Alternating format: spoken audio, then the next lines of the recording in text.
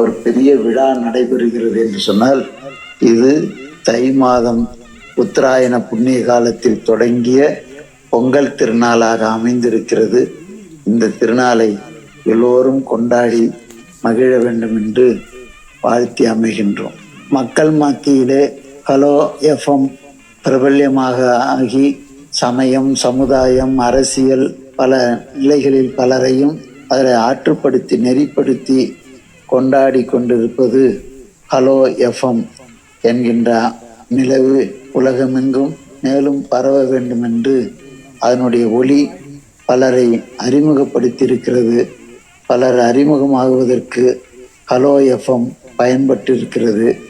அந்த நிறுவனத்தை வாழ்த்தி அமைகின்றோம். பேரிடர் காலத்திலே துறவி சந்நியாசி அந்த நிலையிலிருந்து களமிறங்கி சமூக பணியாற்றியதிலும் இப்போதும் போற்றப்படுபவர் தருமை ஆதீனத்தின் குருமகா சன்னிதானம் அவர்கள். இந்நாளிலே அவர் தந்த வாழ்த்து செய்தி மிக விரைவில் 21 நகரங்களை சென்று சேரும் ஹலோ பண்பலைக்கு ஒரு ஆனந்த பொங்கல் அல்லவா? அதே ஆனந்தமும் மகிழ்ச்சியும் இன்பமும் எல்லோருக்குள்ளும் பொங்கட்டும் என்ற நல்ல வாழ்த்துக்களோடு பொங்கலோ பொங்கல், பொங்கலோ பொங்கல் என்று சொல்லி விடைபெறுகிறேன். உங்களின் அன்பிற்கினிய ஜெயராம். நல்லது நடக்கும், நல்லதே நடக்கும். ஆனந்தமாயிருப்போம் நண்பர்கள்.